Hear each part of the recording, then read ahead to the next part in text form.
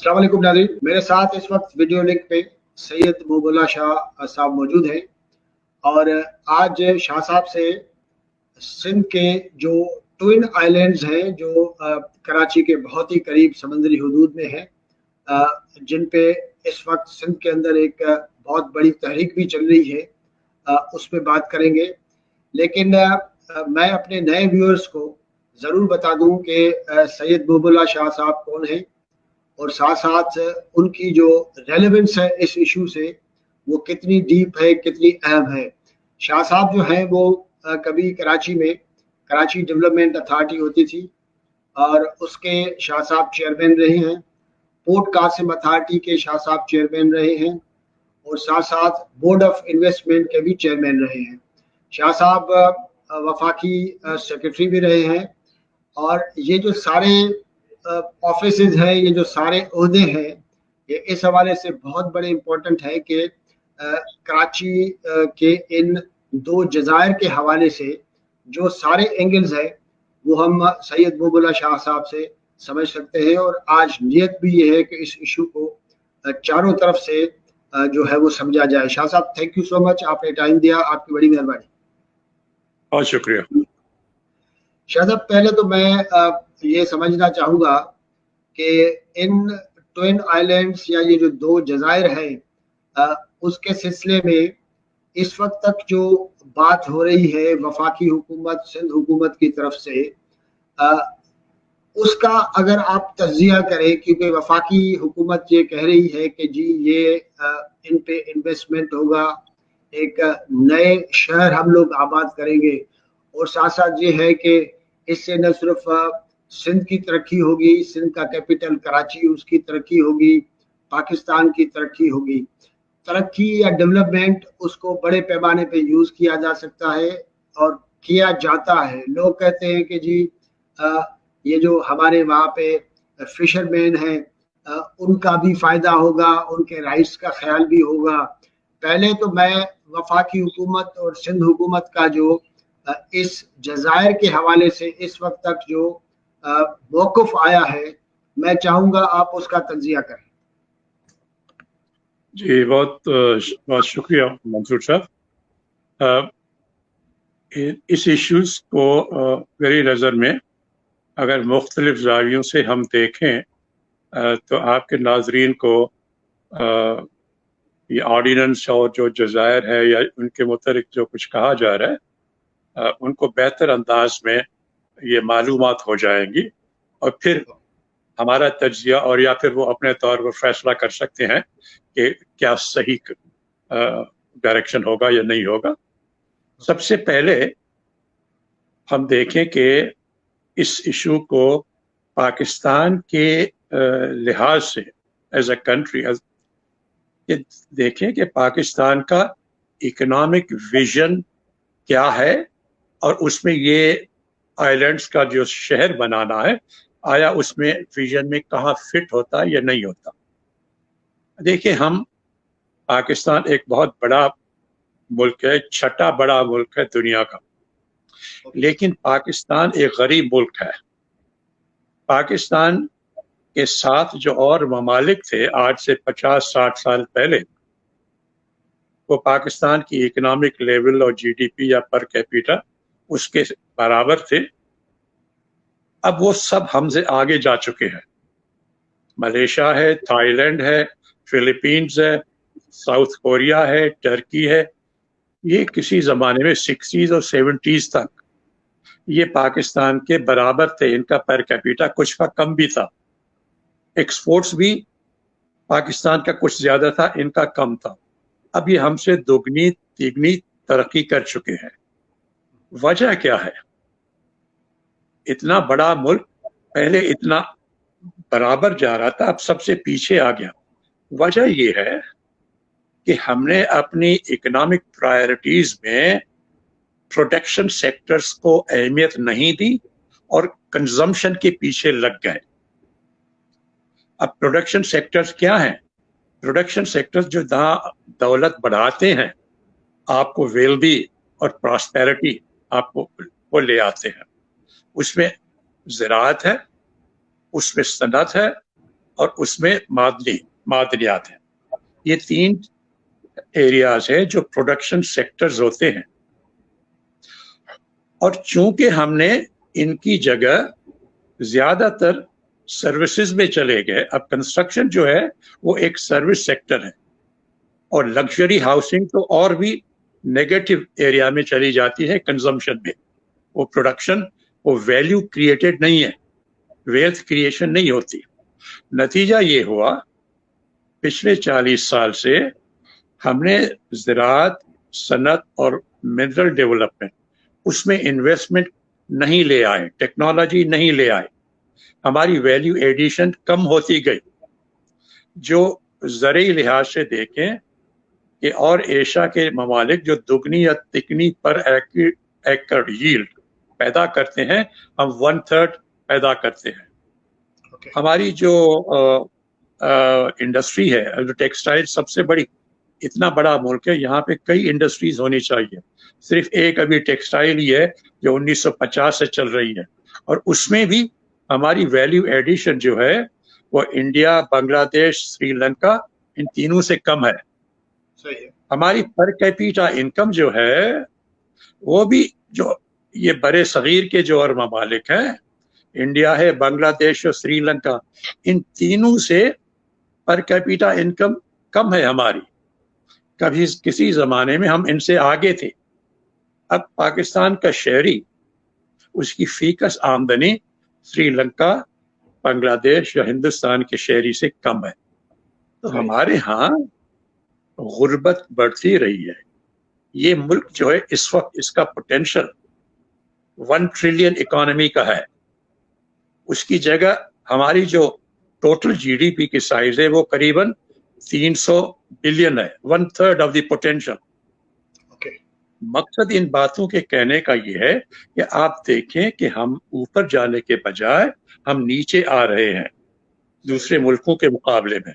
ہمارا economic vision جو ہے وہ پروڈکشن کی طرف نہیں ہے، کنزمپشن کی طرف ہے. اس وجہ سے قرضے بھی لے رہے ہیں، اور ہر وقت جو ہے ہم IMF کے پیچھے بھاگتے رہتے ہیں. تو ایک تو پاکستان کے اکنامک ویژن جو ہے، پاکستان کی نیشنل ڈیولپمنٹ میں کس چیز کو پرائرٹی ہونا چاہیے؟ پرائرٹی ہونی چاہیے agriculture development, industrial development, mineral development, value addition, exports بڑھانے کے لیے، تاکہ غربت کم ہو، آمدنی ہو، پراسپیرٹی ہو، IMF کے چنگل سے ہم بچ جائیں. اس کے بجائے ہم انویسٹمنٹ کی بات کرتے ہیں کہ کنزمپشن میں لے آئے، گھر بنائے، اور وہ بھی لگژری ہاؤسنگ جس سے کوئی دولت پیدا نہیں ہوتی. تو ایک تو یہ غلط پرائرٹی ہے. It does not fit into national development goals. Pakistan کو پروڈکشن سیکٹر میں پرائرٹی دینی چاہیے، نہ کہ کنزمپشن. ایک چیز میں پوچھوں گا کہ عام طور پہ یہ تاثر ہے، اور بہت سارے لوگ یہ کہتے ہیں کہ جی آپ جب کنسٹرکشن انڈسٹری کو موو کرتے ہیں، ان کو اس کو ایکٹیویٹ کرتے ہیں، تو بہت ساری اور انڈسٹری جو ہے وہ ایکشن میں آ جاتی ہے. اس طرح جو ہے وہ آپ کو روزگار فراہم ہوتا ہے، اور آپ کی اکانومی پہ اس کا بڑا پازیٹیو اثر ہوتا ہے. کیا پریکٹیکلی یہ بات صحیح ہے یا صرف پرسپشن ہے؟ بھائی کنسٹرکشن کس چیز میں کریں گے؟ آپ 1 لاکھ جیل بنائیں اگر، تو اس میں بھی کنسٹرکشن انڈسٹری آپ کی چلے گی نا. سیمنٹ آئے گا، اینٹیں آئیں گی، لوہا آئے گا. تو کیا 1 لاکھ جیل بنانے سے وہ کنسٹرکشن انڈسٹری کو تو فائدہ ہوگا، لیکن کیا ملک کی دولت بڑھے گی 1 لاکھ جیل بنانے سے؟ اس سے بہتر ہے 1 لاکھ فیکٹری بنائیں. کنسٹرکشن وہاں پہ بھی آئے گی، وہاں پہ بھی لوہا لگے گا، وہاں پہ بھی اینٹیں آئیں گی، وہاں پہ بھی سیمنٹ آئے گا، وہاں پہ بھی بجری ریت آئے گی. کہاں آپ کنسٹرکشن کو استعمال کرتے ہیں وہ بہت ضروری ہے. نان پروڈکٹیو سیکٹرز میں کنسٹرکشن کو نہ لے جائیں، پروڈکٹیو سیکٹرز میں اکانومی کو لے جائیں. فیکٹریاں بنائیں، منرل ویلتھ میں اس میں کنسٹرکشن لے جائیں، بجائے اس کے کہ آپ کنزمپشن میں لگائیں. تو اس میں کنسٹرکشن کے لیے پرائرٹیز ہونے چاہیے، value addition, wealth creation, productivity, اس میں آپ لگائیں کنسٹرکشن کو، نہ کہ لگژری اور کنزمپشن میں. لیکن یہ شاید انٹرسٹنگ بات نہیں ہے کہ ان دونوں جزائر کے سلسلے میں पाकिस्तान पीपल्स पार्टी जिसकी सिंध में हुकूमत है और उसका ये ख्याल है कि उनकी पॉलिसी बेहतर रही है, वो भी प्रैक्टिकली वफाकी हुकूमत की पॉलिसी को फॉलो करते हुए नजर आई। अगर ऐसा न होता तो पाकिस्तान पीपल्स पार्टी पर्दे के पीछे वफाकी हुकूमत के हवाले ये दो जजायर नहीं करती, तो यहाँ पे तो कोई डिफरेंस ही नहीं हुआ ना। ये जो बहुत से लोगों में ये शक व शुबहात पैदा हो गए हैं कि वफाकी हुकूमत और सूबाई हुकूमत में कोई अंडरस्टैंडिंग रही है, और वो जो फिर जब सिविल सोसाइटी के प्रोटेस्ट वगैरह हुए तो फिर सूबाई हुकूमत जो है वो पीछे हट गई। अब इसकी दो मिसालें जो हैं जिससे लगता है, एक तो जो वफाकी हुकूमत का खत आया शायद कैबिनेट सेक्रेटरी की तरफ से, वो आया 2 जुलाई को, और उसका जवाब जो था कि हाँ हम इसको दोनों आइलैंड्स के मुतालिक से किसी सूबाई सेक्रेटरी ने जवाब भेजा कि हाँ ये ठीक है, दोनों आइलैंड्स के मुतालिक इन्होंने एक लिहाज से ओके दिया। तो 2 जुलाई का खत जो है वो उन्होंने 6 जुलाई को ओके करके भेज दिया। बात यह है कि आपने भी गवर्नमेंट को चलाया, मुझे भी मालूम है कि फेडरल गवर्नमेंट और सूबाई हुकूमत में ये खतो किताबत 3 दिन के अंदर कोई फैसले नहीं होते जब तक बैकग्राउंड में कोई अंडरस्टैंडिंग नहीं हो। तो 3 दिन के अंदर इस किस्म की, और खासतौर से इतना बड़ा सेंसिटिव और अहम इशू, तो इस वजह से भी। और फिर दूसरा वो जो सेक्रेटरी, सूबाई सेक्रेटरी हैं कोई, जिनको उन्होंने खत भेजा 6 जुलाई को, मेरी नजर में उसकी कानूनन कोई अहमियत नहीं है, उसकी वैलिडिटी नहीं है। वजह ये है कि ये जो लैंड एक्विजिशंस होती हैं जिस कानून के तहत, उसमें जब आपने मसलन पोर्ट कासिम को सूबाई हुकूमत ने जमीन दी, जो आइन में लैंड इज प्रोविंशियल सब्जेक्ट, अब वो जब पोर्ट कासिम को जमीन दी आपने, तो वो उन टर्म्स और कंडीशंस जो हैं उसी में के तहत वो जमीन दी गई, और इसके मेन मकसद 2 थे।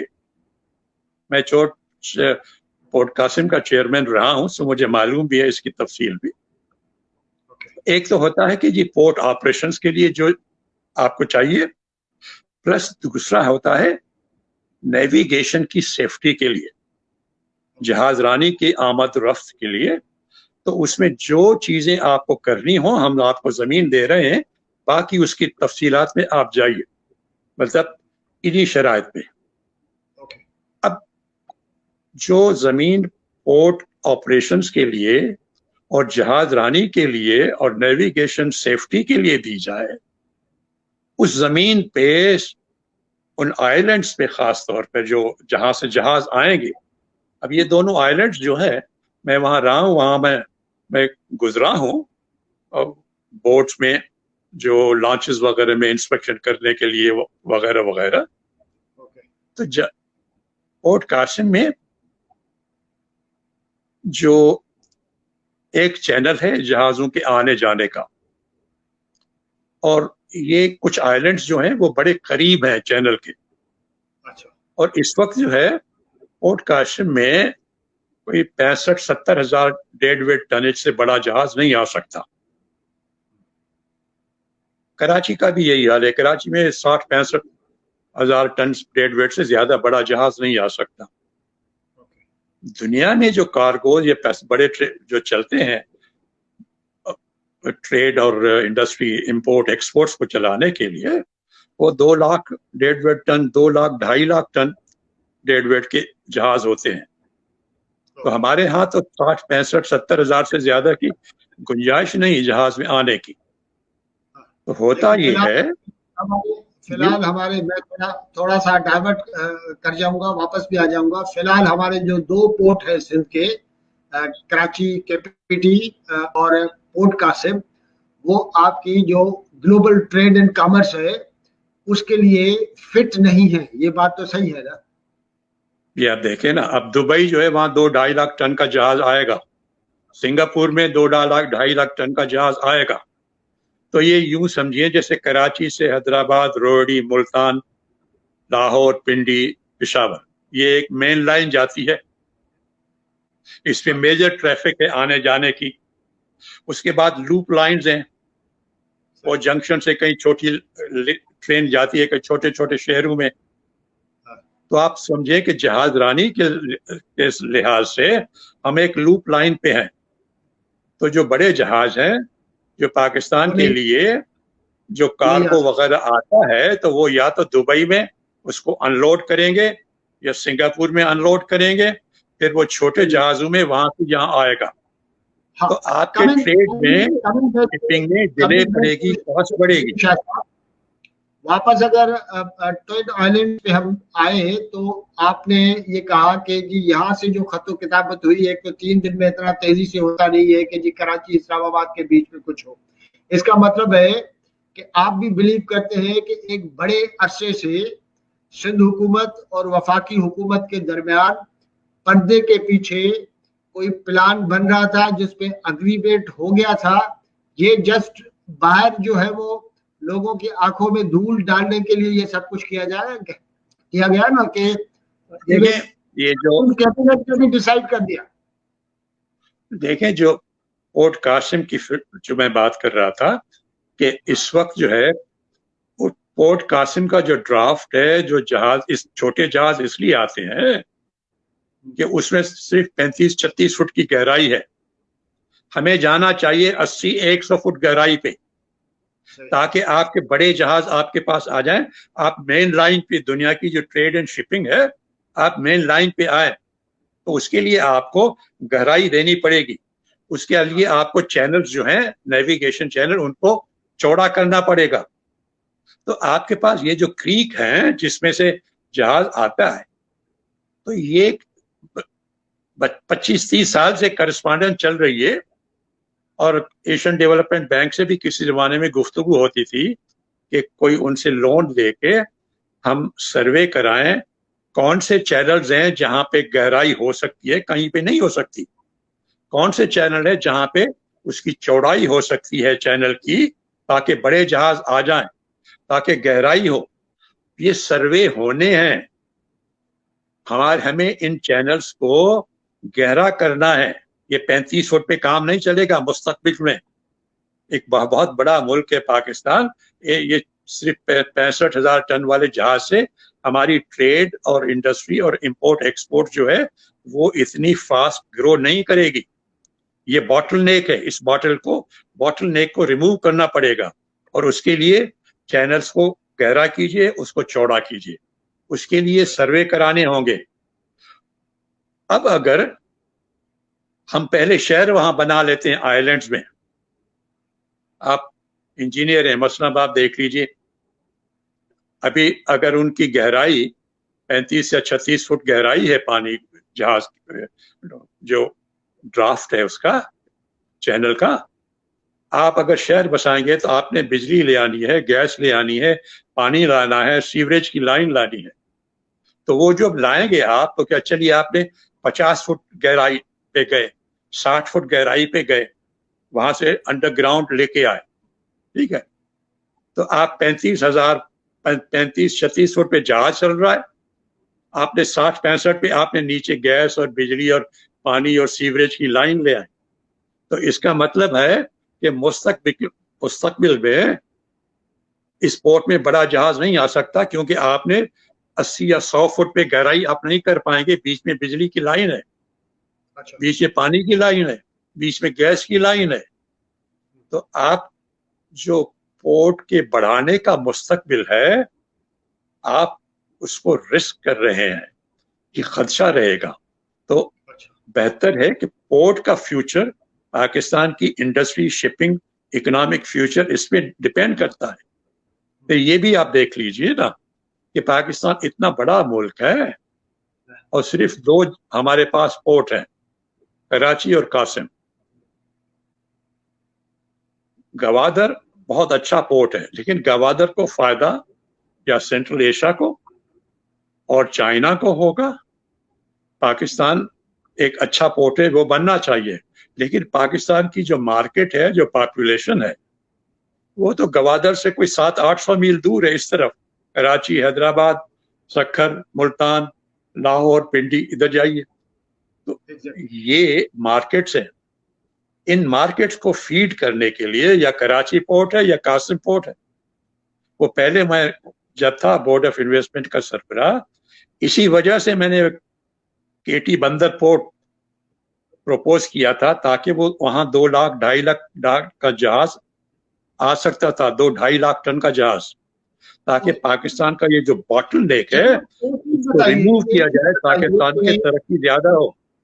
بالکل آپ کی بات جو ہے وہ اس میں لاجک ہے, ظاہر ہے کہ اس میں وزن ہے. لیکن ایک چیز بتائیے کہ پیپلز پارٹی کافی سینئر اور کافی پرانی پارٹی ہے جس نے اس ملک کو کافی عرصے تک چلایا ہے, اور ظاہر ہے کہ اس دور میں آپ بھی پاکستان پیپلز پارٹی کے ان سپورٹ میں تھے. ظاہر ہے کہ یہ ساری چیزیں, یہ سارے عہدے آپ کے پاس سے جو آپ نے بتائے. اب یہ ساری چیزیں پاکستان پیپلز پارٹی کی لیڈرشپ سے ظاہر ہے کہ ڈھکے چھپی تو نہیں ہے نا. اس کا مطلب ہے کہ اگر یہاں پہ یہ جو دوسرا نیا شہر بلڈ کرنے کی بات ہوئی تو پھر اس کا ٹارگٹ جو ہے وہ الٹیمیٹلی آؤٹ پٹ یہ ہوا کہ آپ کا پورٹ قاسم گیا, دوسرے لفظوں میں. تو پردے کے پیچھے کیا ڈیسیژن کے پیچھے ہے, کیا اچیو کرنا چاہ رہے ہیں؟ کہ جی میری نظر میں پیپلز پارٹی جس کے ساتھ جس کی حکومت میں نے کام کیا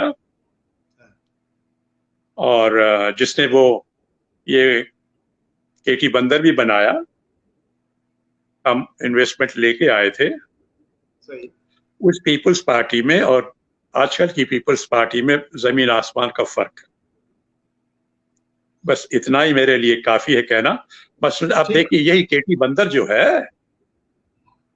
جب بے نظیر صاحبہ پرائم منسٹر تھی, میں بورڈ آف انویسٹمنٹ کا سربراہ تھا. یہ کے ٹی بندر 8 ڈفرنٹ لوکیشنز جیونی پسنی سے لے کے ہم نے سلیکٹ کی جہاں کہاں پہ گہرا پورٹ کم سے کم قیمت پہ لگ سکتا ہے, اور سب سے اچھی لوکیشن ہوئی کے ٹی بندر, جس کا فاؤنڈیشن اسٹون اس کے ساتھ اپنا کول پاور پروجیکٹ کے ساتھ جنوری 1996 میں بے نظیر صاحبہ نے اس کا بنیاد رکھا. کے ٹی بندر ڈیپ پورٹ کا بھی, اور وہ اسلام کوٹ میں بڑا فنکشن بھی ہوا. ٹھیک ہے, وہ حکومت چلی گئی, دوسری حکومت آئی, اس نے کے ٹی بندر پروجیکٹ کو کینسل کیا, ختم کیا. انویسٹرز کو کہا بھاگ جائیں ملک سے. ٹھیک ہے, لیکن بعد میں پاکستان کی جو ضروریات ہیں کہ اس ملک کو ترقی کے کرنے, یہ جو باٹل نیک ہے, اتنا بڑا ملک ہنٹر لینڈ ہے, لیکن 2 چھوٹے پورٹ ہیں جنہوں نے اس کو باٹل نیک کو مشکل کی ہوئے. تو کسی کو یہ توفیق ہوئی یا سمجھ آئی کہ کے ٹی بندر ہم ریوائیو کریں, تو یہ ڈیپ سی پاکستان کے لیے بہت ضروری ہے, اس کی ترقی کے لیے, کیونکہ یہ چھوٹے پورٹ ہیں دونوں, کراچی اور قاسم. یہ پاکستان کی مستقبل کے لیے, کیا آج کل کی ضروریات کے لیے بھی یہ پورے نہیں پڑتے. تو وہ کینسل ہو گیا. اس کے بعد کسی کو توفیق نہیں ہوئی, نہ کسی کے ذہن میں آیا کہ یہ قوم کی ضرورت ہے, پاکستان کی ضرورت ہے کہ اس کو زیادہ بڑے ڈیپ سی پورٹ چاہیے. پاکستان کا انحصار ان 2 چھوٹے پورٹ پہ نہیں ہو سکتا. کراچی جو پورٹ ہے اس کو گہرا نہیں کر سکتے, اس کے اور مسائل ہیں. قاسم پورٹ کو آپ گہرا کر سکتے ہیں, لیکن اگر آپ نے شہر بسایا اور پیچھے نیچے پانی اور گیس اور بجلی کی لائنیں لے آئیں 50 سے 60 فٹ گہرائی پہ, تو آپ اس کو 90-100 فٹ 100 فٹ پہ گہرائی نہیں لے جائیں گے. اس کا مطلب ہے کہ پورٹ قاسم جو ہے وہ پریکٹیکلی فرینکلی اسپیکنگ جو آپ کی ریکوائرمنٹ ہے اس کے مطابق بھی نہیں رہے گا نا, ظاہر ہے شاہ صاحب. لیکن یہ انٹرسٹنگ قسم کی بات ہے کہ پیپلز پارٹی شاہ صاحب پرانی پیپلز پارٹی اور اس پیپلز پارٹی میں فرق ہے. آپ نے بات کی میرے خیال میں کہ اب اس میں جو ہے وہ کوئی ڈھکی چھپی بات نہیں ہے. لیکن اب آگے آتے ہیں, وفاقی حکومت جو ہے وہ اس شہر سے کیا حاصل کرنا چاہتی ہے, کیونکہ یہ جو سارے پرابلمز ہوں گے وہاں شاید बिल्ड करने में जो आपने बताया, क्या वफाकी सरकार में भी कोई ऐसे लोग नहीं हैं? और साथ साथ कहा यह जाता है कि वफाकी हुकूमत को हमारी इस्टेब्लिशमेंट का जो टेक्निकल साइड है, जो ब्रेनस्टॉर्मिंग का साइड है, उसकी सपोर्ट भी हासिल है। उसके बावजूद भी ये बात समझ में नहीं आती। ये काफी इंटरेस्टिंग किस्म की बात है। देखिए, मेरे अंदाजे में फेडरल गवर्नमेंट में अभी, जहां तक मैंने इस्लामाबाद से मालूम किया, तो एक सोच है, एक रीथिंकिंग है। अब वो कहाँ तक जाती है, वो बड़ा एनएसआर उसका सिंध गवर्नमेंट के कोशिशों पर भी है, और उससे भी ज्यादा के सिविल सोसाइटी पे है। ये चीजें हर एक को मालूम है। जैसे मैंने अर्ज किया कि आप इकोनॉमिक प्रायोरिटीज अपनी क्लियर रखें। प्रायोरिटीज होनी चाहिए प्रोडक्शन इकोनॉमी को बढ़ाने के लिए, ना कि कंजम्पशन इकोनॉमी को बढ़ाने के लिए। और लग्जरी हाउसिंग कंजम्पशन इकोनॉमी में आता है। आप जाय कर रहे हैं। इन्वेस्टमेंट अगर लाते हैं और टेक्नोलॉजी लाते हैं तो वो ले आइए एग्रीकल्चर में, इंडस्ट्री में, मिनरल डेवलपमेंट में, ताकि वैल्यू एडिशन हो, वेल्थ क्रिएशन हो। हाउसिंग से वेल्थ क्रिएशन नहीं होगी। और आप जो कह रहे थे ना, जो कुछ लोग कहते हैं कि कंस्ट्रक्शन से 20 या 30 दूसरी इंडस्ट्रीज वापस आए। शाह साहब, कुछ लोग तो पैसा कमाएंगे ना हाउसिंग प्रोजेक्ट से। आपने देखा कि मलिक रियाज ने सिंध की जमीनों पे कब्जा करके कितना पैसा कमाया, और वो रूलिंग सर्कल्स में भी गया। अभी ढकी छुपी बात तो नहीं है ना। इस शहर से भी कुछ लोग पैसा तो कमाएंगे ना बड़े पैमाने पे। इसका मकसद है कि ऑब्जेक्टिव पैसा कमाना है। आप यूं देखिए, मैं इसको इस अंदाज से देखता हूं कि आया पाकिस्तान की जो इकोनॉमिक विजन है, पाकिस्तान की जो नेशनल डेवलपमेंट की प्रायोरिटीज हैं, आया वो सिर्फ 5% लोगों को, रिच अमीर आदमी को और ज्यादा अमीर करने के लिए है, या 95% लोग जो हैं इस मुल्क के, उनको ऊपर उठाना है? ये हुक्मरानों को फैसला करना है कि आया हमारे नेशनल रिसोर्सेज, हमारी नेशनल डेवलपमेंट प्रायोरिटीज क्या यही हो कि सिर्फ 5% के लिए बाकी 95% लोग काम करें, या ऐसी पॉलिसीज हों कि 95% लोग जो हैं उनको ऊपर उठाएं। तो अगर प्रायोरिटीज को सही रखें तो आप प्रोडक्शन सेक्टर्स में जाएंगे, लग्जरी हाउसिंग में आप नहीं जाएंगे। ये सिर्फ वही 5% के लिए आप अगर पॉलिसीज बनाते हैं तो ये मुल्क के लिए फायदा नहीं होगा।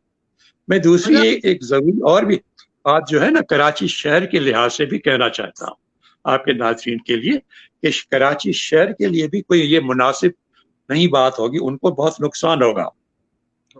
मैं डीजी कराची डेवलपमेंट अथॉरिटी का मैं सरबराह रहा हूँ।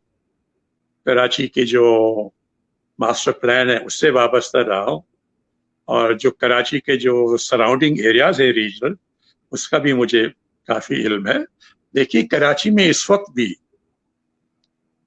20-25% से ज्यादा ऐसे लोग हैं या घर हैं जिनमें पाइप्ड वाटर नहीं आता, गैस कनेक्शन जिनका नहीं है, जिनको प्रॉपर बिजली का कनेक्शन नहीं है।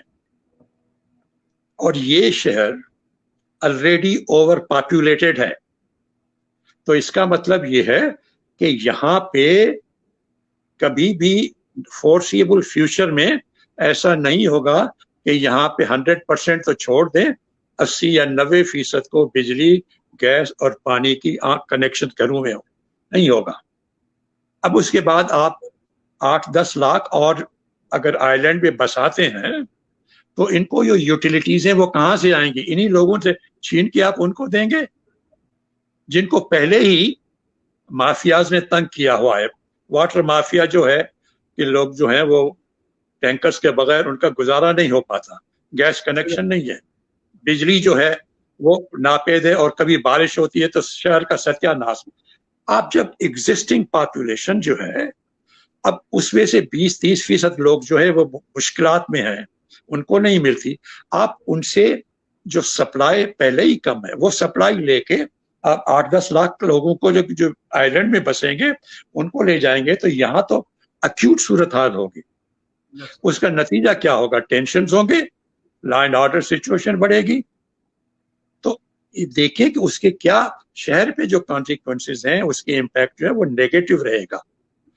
میں نے پورٹ قاسم کا آپ کو ذکر کیا کہ جو قاسم پورٹ کو گہرا ہونا ہے, بڑے جہاز آنے ہیں, اس کی فیوچر گروتھ کو کسی طریقے سے نقصان نہ پہنچائے, وہ بھی ضروری. اب آتے ہیں ایکولوجی پہ. آج کل دنیا میں ایکولوجی, انوائرمنٹ اور کلائمیٹ چینج کے چیلنجز جو ہیں وہ بہت زیادہ اہمیت حاصل کر چکے ہیں. وہ کیوٹو پروٹوکول ہو, یونائٹڈ نیشنز کی اور بہت سی ایگریمنٹس ہوں, پاکستان ان پہ سگنیٹریز دستخط کیا ہوا ہے. We are bound to follow those guide lines.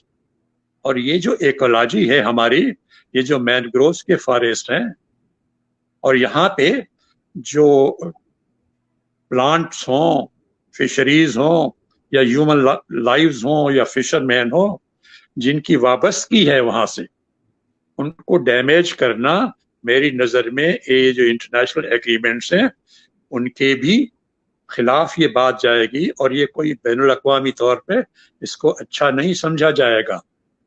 اب یہ بھی دیکھیں, کیا کبھی اس علاقے کی یا جو ہماری سمندری جو پٹی ہے, کیا کبھی اس کی کوئی ایکولوجیکل کوئی اسٹڈی ہوئی ہے آپ کے زمانے میں, بعد میں, یا ان حالیہ سالوں میں؟ آپ کو اس سلسلے میں کچھ علم ہے؟ دیکھیے جی, میں 2 باتیں عرض کروں. پہلے ایک تو یہ دیکھیں کہ ہاں, اگر یہ مینگرووز کو, کیونکہ جب یہ 8-10 لاکھ یہ آئیلینڈز پہ شہر بنیں گے, تو ایک تو پہلے عرض کیا میں نے کہ ان کی جو یوٹیلیٹیز آپ لائیں گے, شہر کراچی شہر کی ایگزسٹنگ پاپولیشن, ان کو اسکیئرسٹی اور بڑھے گی, کیونکہ سپلائی ان سے چھین کے وہاں لے جائیں گے نا. اچھا, دوسرا یہ ہوگا کہ وہ جو 8-10 لاکھ لوگ اپنا جو ریفیوز, جو گند, کچرا, فضلہ پیدا کریں گے, وہ بھی اسی سمندر میں بہ کے جو نرسریز ہیں فشنگ کی, جو مینگرووز ہیں, وہ ان کو تباہ کر دیں گے. آہستہ آہستہ وہ ختم ہو جائیں گے. فشر مین جو ہیں ان کی تو جو لائیولی ہوڈز ہیں وہ ختم ہو جائیں گی. وہاں پہ جو نرسریز ہیں, جہاں مطلب یہ جو ہمارے انوائرمنٹل اور ایکولوجی کے پروٹیکشن کے لیے جو دنیا نے ایگریمنٹس کیے ہیں اور پاکستان نے ان پہ دستخط کیے ہیں, تو یہ ان کی ان جو آبلیگیشنز ہیں, ان کی آبلیگیشن سے یہ مناسبت نہیں رکھتا. دوسرا آپ یہ بھی دیکھ لیجئے کہ ایک اچھی بات جو یہ حکومت کر رہی ہے, اور اس کو میں بڑا ہمیشہ اس کو اپریشیٹ کرتا ہوں, کہ اس ملک میں ویسے ہی فارسٹ کور جو ہے, درختوں کا کور اوور دا لینڈ بہت کم ہے, شاید 10% سے بھی کم ہے یہ اس وقت. اور اس وجہ سے ایک اچھا پروجیکٹ حکومت نے شروع کیا ہے, وہ ہے بلین ٹریز کے نئے درخت بنائیں کہ سارے ملک میں فارسٹ کور بڑھے, گرینری بڑھے, انوائرمنٹ بہتر ہو, کلین ایئر ہو, تاکہ اور کلائمیٹ چینج کے چیلنجز جو ہو ان کو ہم بہتر طریقے سے ان کو ہینڈل کر سکیں. بلینز آف ٹریز بڑھائیں گے, بہت اچھی بات ہے, سارے ملک میں ہونے چاہیے. لیکن آپ کنٹراسٹ دیکھیں, ایک جگہ تو ہم کہہ رہے ہیں کہ بلینز آف ٹریز نئے منگائے, نئے لگائیں, اور دوسرے جو ملینز آف ٹریز جو مینگرووز میں صدیوں سے ہیں, آپ کہتے ہیں کہ ان کو جڑ سے کاٹ دیں, ان کو ستیاناش کر دیں پولوشن سے, ایڈلٹریشن سے, اور جو گند بنے گا. تو یہ جو پالیسیز کا کنٹراسٹ ہے, یہ بھی نظر میں رکھنا چاہیے. کیوں یہ پالیسی میکرز کو یہ کنٹراسٹ نظر نہیں آتا؟ عرض کرنے کا مطلب یہ ہے کہ آپ نیشنل ڈیولپمنٹ پالیسیز کے لحاظ سے دیکھیں کہ ہماری ڈیولپمنٹ پرائرٹیز اور ویژن یہ ہونا چاہیے کہ پروڈکشن سیکٹر آف اکانومی, ان کو انویسٹمنٹ وہاں لے جائیں, ٹیکنالوجی وہاں لے جائیں. اس ملک کی ضرورت ہے, ورنہ ہم سب سے پیچھے رہ گئے. جیسے میں نے مثالیں دی, ابھی بھی ہماری غربت میں ہم سب سے زیادہ غریب ہیں, سری لنکا والے سے, ہندوستانی سے, بنگلہ دیش سے بھی. تو یہ بڑی امبیرسنگ سچویشن ہے. एक्सपोर्ट्स हमारी कम है, आई तो होप ये इसका तदारुक होना चाहिए। आपकी बातें जो है वो रूलिंग सर्किल्स में जो सेनर किस्म का लॉट है, जिनका दिमाग काम करता है, जो आम आदमी का भला सोचते हैं, उनके कान पे जरूर पड़ेगी और अच्छाई कभी न कभी इंशाल्लाह अवल खैर होगी। Thank you so much Shah साहब, आपने अपना टाइम दिया और हमारे साथ, हमारे नाज़रीन के साथ शेयर किया कि क्यों ट्विन आइलैंड्स पे ये जो नया शहर है, ये जो नया इनिशिएटिव है, क्यों नुकसानकार है। Thank you so much Shah साहब, बड़ी मेहरबानी आपकी।